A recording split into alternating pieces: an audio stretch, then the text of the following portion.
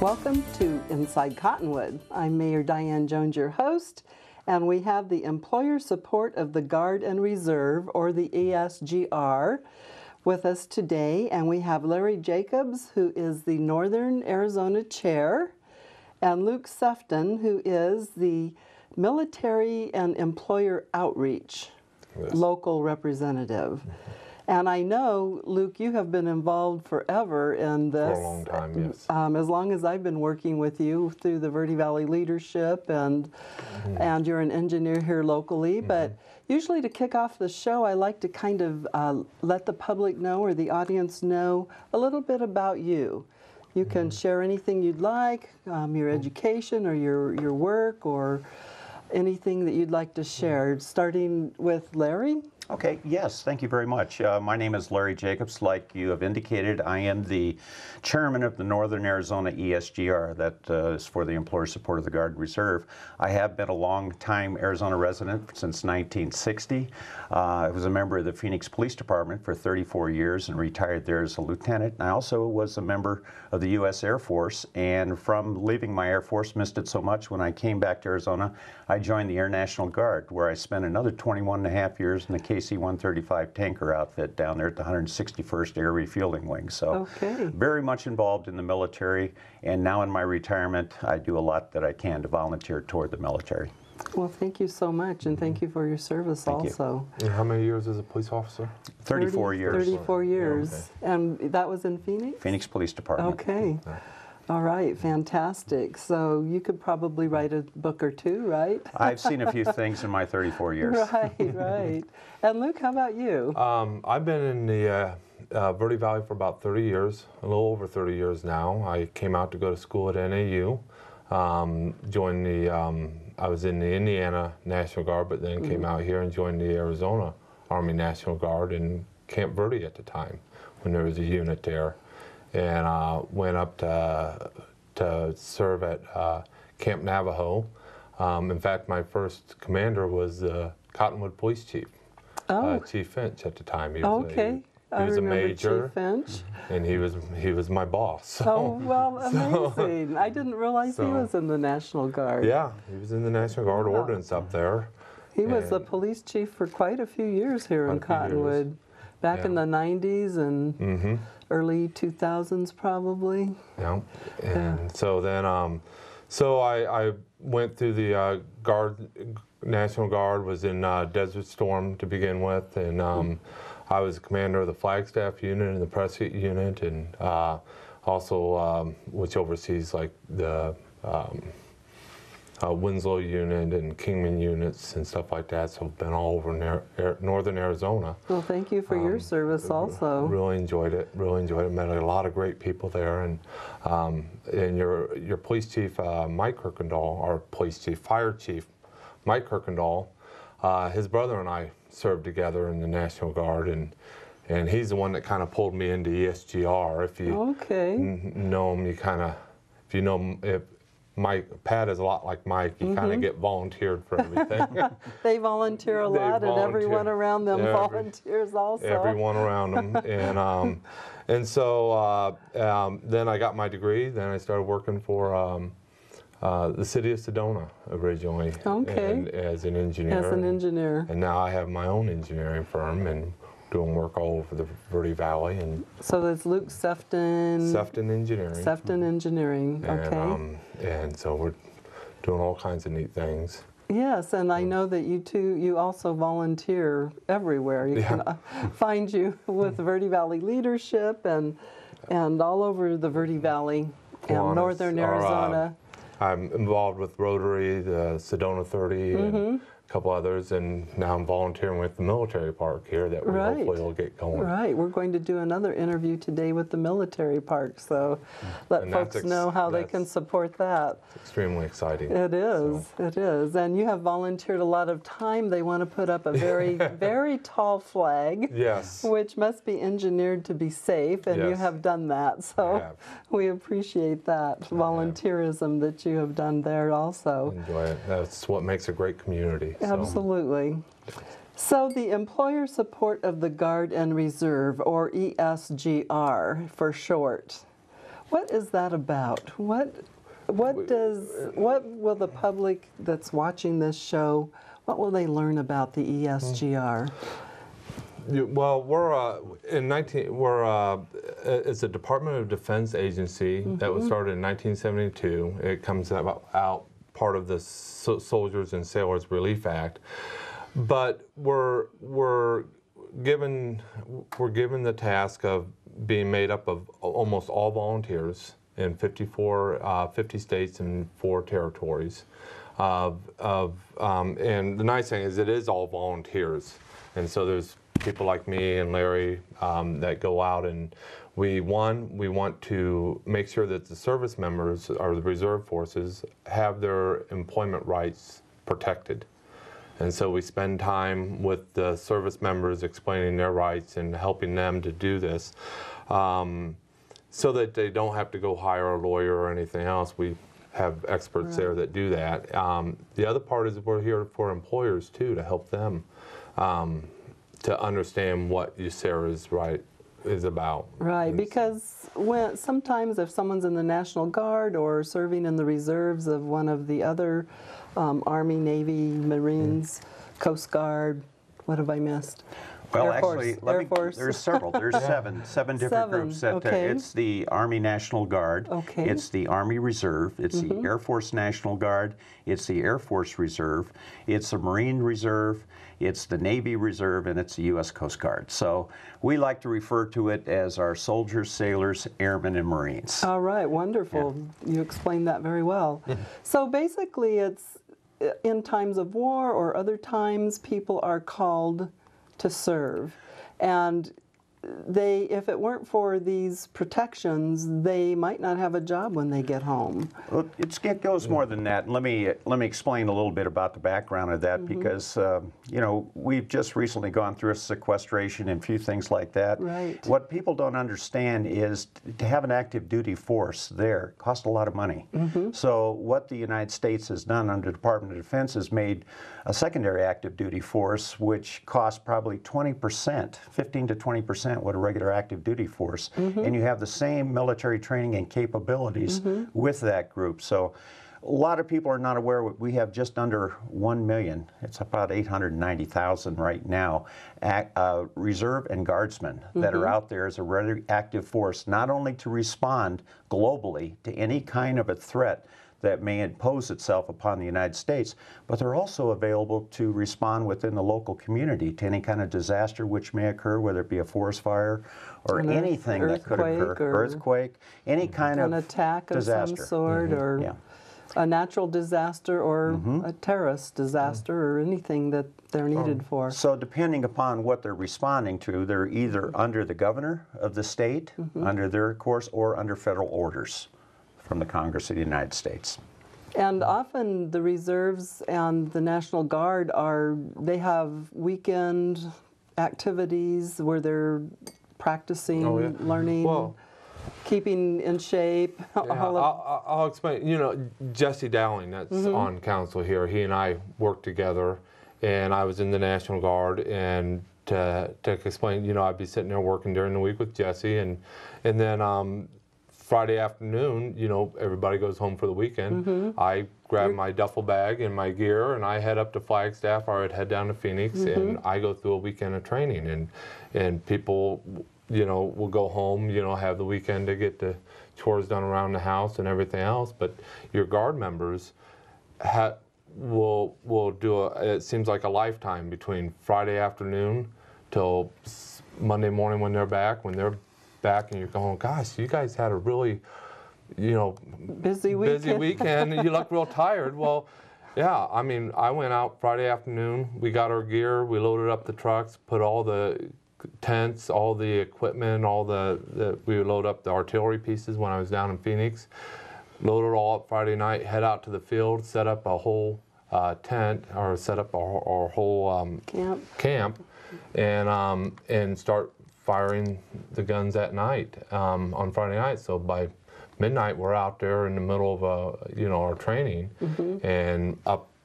Sometimes it goes all night, and sometimes it start off at 4 in the morning, and that's your whole weekend, and then you clean it all up, and you get back in the Army Sunday night and go home, and that makes for a long weekend, but it's neat. And even a long week, I suppose. Yeah. So an employer would have to be sometimes understanding that, I mean, you all have, I mean, I'm sure you go to work and you hit the ground running, but the energy might be a little bit lower than somebody that got to rest all weekend. When they come back Monday, they're pretty wore out. But on the other hand, you get a well-trained service member that, during that weekend, they handled all kinds of crises.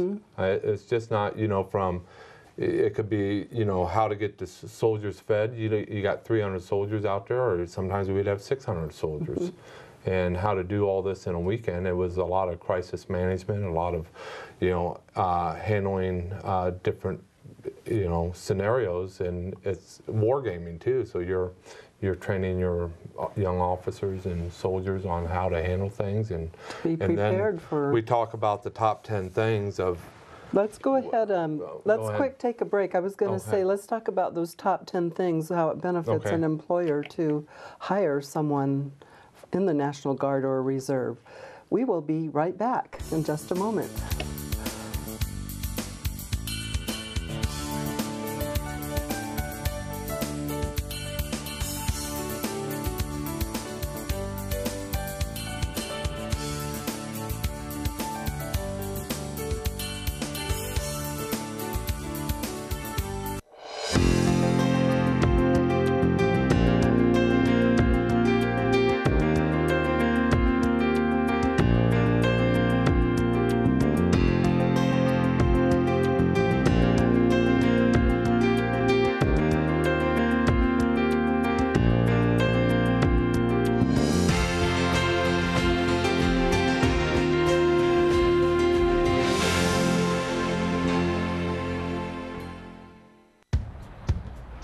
Taught him how to hit a baseball, how to hit a receiver, the strike zone, the net. You taught him how to hit the upper corner. You even taught him how to hit the open man. But how much time have you spent teaching him what not to hit?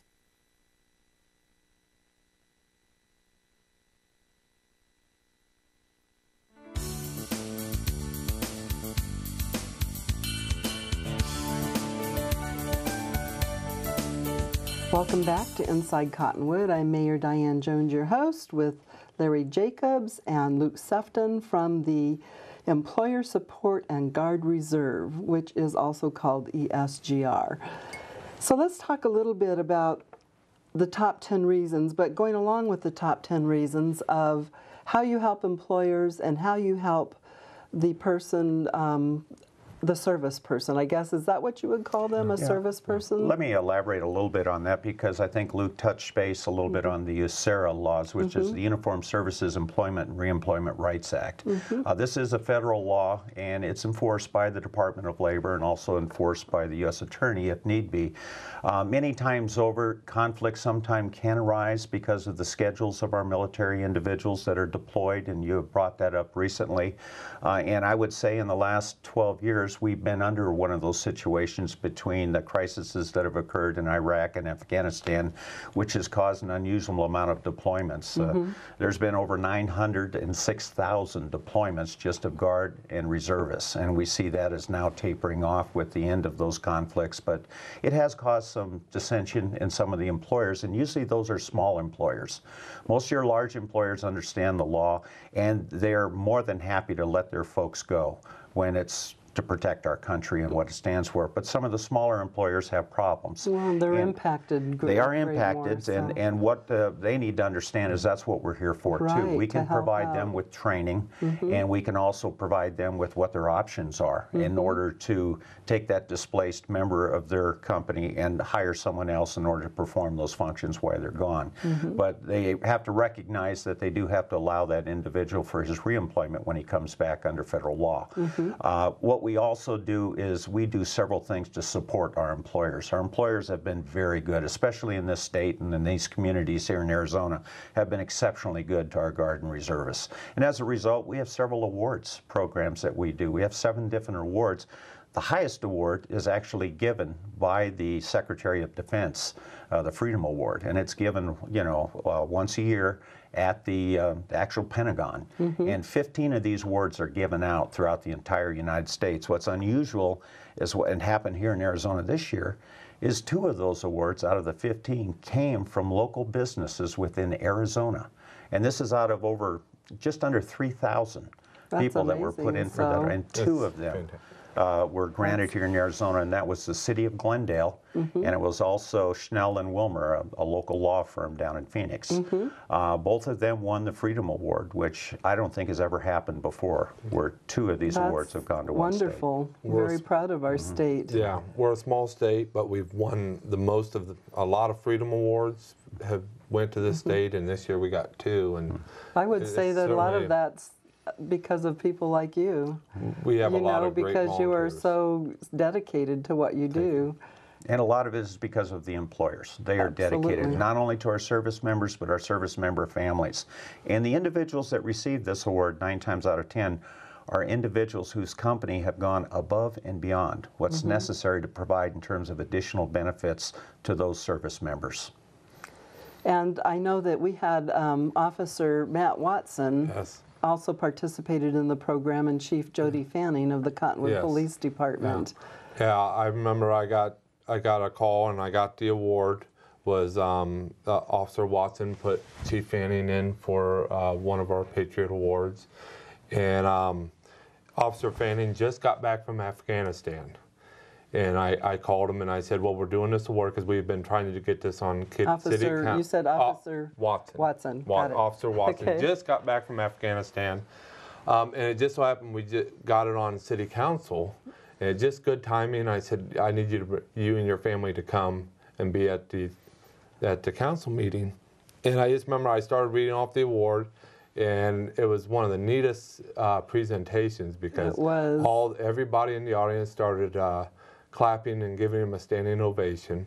He got to be welcomed back by his community, and then you stood up along with the other council members, but you came around front and helped present that award to him, and that was just a neat thing to see, that just grassroots community participation. Right.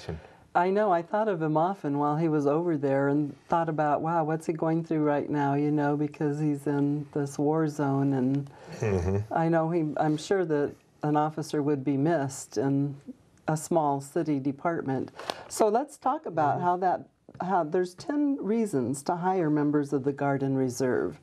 And I mean, so actually the employer really gets something back from this. They get a person who has been through a lot of training. They have a global perspective, it says. They're on time all the time. Well, you look at how military training is, and you know, also going out and getting this real world experience is that, you know, you're taught how to be on time. You're taught time management, resource management. You get to see a different perspective of the world that a lot of people haven't, and you know they have to be physically adapt to everything, and they have to have an attitude that they can go out there and get things done. That type of training, I mean, a lot of companies pay a lot of money to go get some type of that. Right, and they're getting this just that comes with the person who's got the training in the reserve and the Guard. Yeah, they're taught how to be professional, very professional, and you know the responsibility of taking all those tasks on. They understand diversity because they work with it. dealing with hectic situations and trying to find a solution. They have to. So the employers really get a lot out of this that normally they would have to either train or they don't get. Right. And, or they would have to pay for that training themselves, or they would just not have that training. But military employees are excellent leaders, outstanding followers if need be. They're loyal, dedicated, and highly motivated. So this is why it pays for the employer. They get a lot of training from this that helps their employee be a better employee. And that segments into another area that we'd like to elaborate on, and that's that we can help the employer when they're going out there and looking for individuals. When they have employment opportunities, we have a program called the H2H program, which is the Heroes to Hire program. We're working that in conjunction with the Veterans Administration and the U.S. vets and so forth. And what that is we have over 1.7 million jobs out there right now that if the employer wants to call our group, we have a contact here under h2h.com in the state here. They'll show them how to put their jobs up on our listings, and you can actively go out there. And we've cross-referenced those jobs into Army MOSs and Air Force AFSCs. So whatever type of job it is, we already have people that are trained in those areas. And they can use our listings in order to go out there and try to find individuals that are qualified that bring many of these qualities and traits to their civilian job. Okay, and we're ready for another break. We'll be right back. Sorry, I hope I didn't.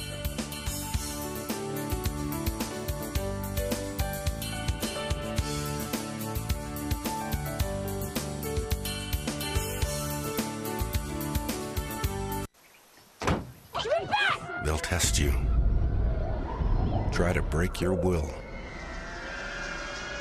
But however loud the loudness gets, however many cheese puffs may fly, you're the driver, the one in control.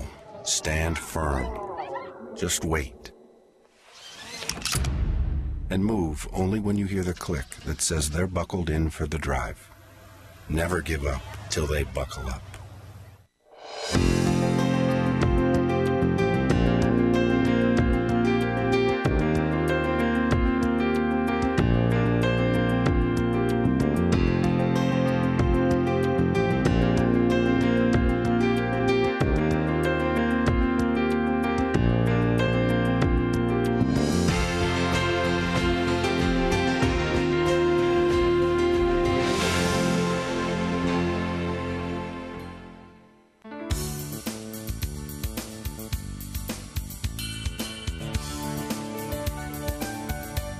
Welcome back to Inside Cottonwood. Mayor Diane Jones, your host, with Larry Jacobs and Luke Sefton from the ESGR. So let's talk a little bit. We talked about the H2H program, Heroes to Hire. Heroes to Hire. And we had our fire chief, Chief Kirkendall, was one of the first ones. You were saying that. Well, when the Department of Defense rolled out that the Heroes to Hire in the van was going across the United States, and we got it to come here to Cottonwood and presented it in front of City Council, and they put it part of their festival, I think, that week, but and then got to take it over to the Public Safety Building and put it on display there. And Chief Kirkendall was helpful with that.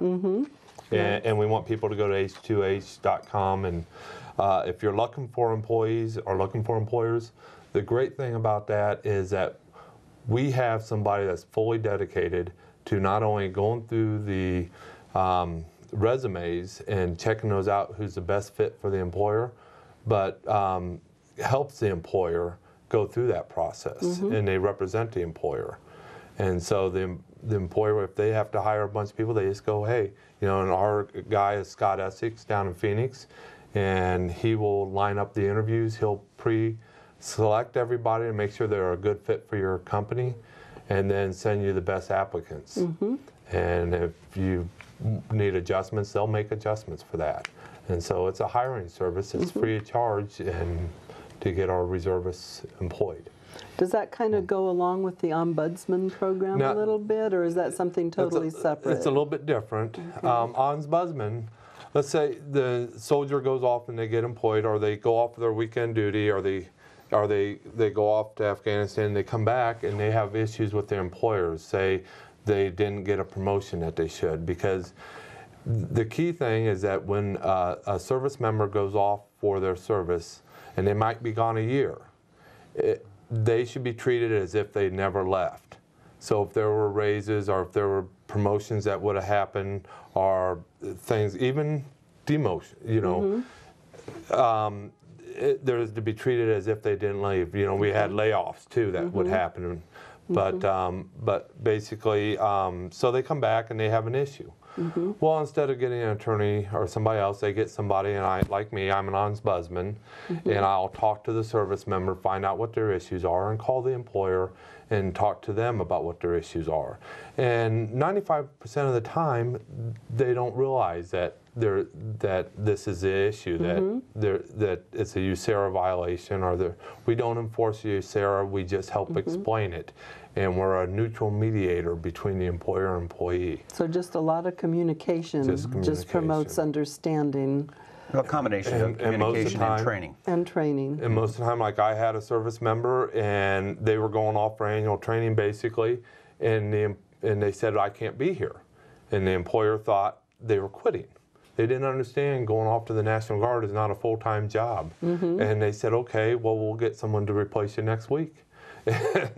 And I called and they said, oh, we thought he was quitting. Just that was kind of a miscommunication there. Yeah. Right. Anyways, so. Well, it is a great program. So let's talk a little bit about the SOS. Yeah, one of the things that we like to do is part of our outreach program goes directly toward employers. So it's an employer outreach program. One of the ways we do that is we try to go to the employers, and a lot of times we'll bring all of our literature. And here's kind of a combination of a lot of the literature that we can present.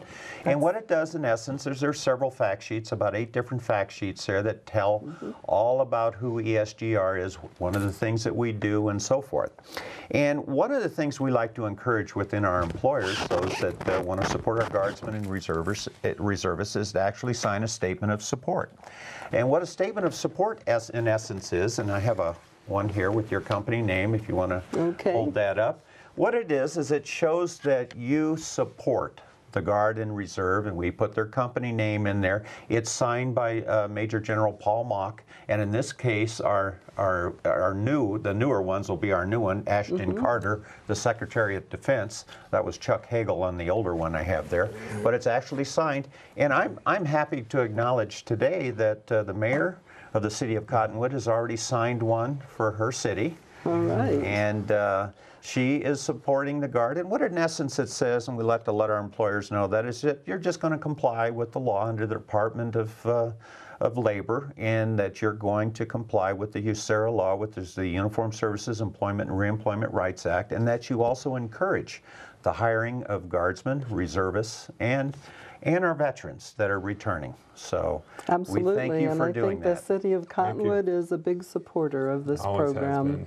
Thank you. Our staff and our chiefs and our city manager and our council and mayor, we all realize the value of this program. And we'd like this program to be a method to outreach to those employers out there that would like to sign a statement of support, to get in touch with us so that we can meet with them, share some of the training. Like I say, the majority of your larger businesses are very much aware of what the USERRA laws are. It's the smaller businesses that don't have a human resource department that maybe needs a little training. We'd be more than happy to do that, but we've talked about the many different qualities that the men and the women that comprise the Guard and Reserve possess, and they are a nice placement within the civilian sector in many of these jobs that are available. And I know that in Cottonwood, we're just really always so supportive of small businesses and local businesses, and you know, maybe some of them don't even realize that these employees are available to, you know, would be awesome to promote their businesses, to have an employee with these kinds of they already have these kinds of qualifications because of their training. Yeah. You've had a lot of businesses recognize their employees, have recognized their employers. We have different awards to do that because we want to promote good, positive relationships between the employees and employers. And again, and as you mentioned, thank you to your council and to your staff for their wonderful treatment of our Guard and Reserve and the military here in Cottonwood. Is just really, really outstanding, and glad to be part of it. It's easy to know about the program just because you all are so active in the community. You know, I mean, I just hear about the ESGR all the time, and that's why I thought, oh, that would be a great interview to learn, to have the public and the employers learn more about this program and how it can help them, as well as helping the individuals who really sacrifice, I mean, to do the National Guard and the Reserve. It's not easy doing those weekends or those, I imagine a couple weeks in the summer. Summers are not fun. Yeah, that you have a lot of training, and so they're away from their families and they're away from their jobs, and they're sacrificing to give to our country and protect our country. And the way your community stepped out for Officer Watson when he was away and helped his family was just amazing. The community really does take care of their service members here. And Officer Watson is just an amazing person. He helps with the explorers. He's always out. I saw him at the last event, the 4th of July Family Fun event. He was taking the dollars to help the explorers, I imagine, for the parking, and there he was, you know, and I just thanked him. I said, thank you. You're everywhere in the community helping the youth, and he is an amazing officer and certainly has a lot of these skills that you are talking about, the volunteerism and giving back to community. It's just kind of inbuilt in the person, but it's part of it. They think of, you know, when you're in the military, you think of, you know, protecting others, taking care of others first before you worry about yourself, and that's what service members do, is they go towards danger to help. Certainly. So if anybody in the community would like to learn more about this, or any businesses, they can contact you. We've had some information scrolling across the screen as we've been visiting. And of course, you can always find Luke Sefton at his engineering business. And he's always willing and able to help the public with these kinds of questions, answer questions, or talk about the program. So we appreciate both of you. Thank you, Larry. Thank you, Luke. Thank you, Mary, for being on the show today. Can I also maybe direct you to some of the social media that we are with? Absolutely. One of the things for people that want to learn more about ESGR, we really would hope that they go to www.esgr.mil.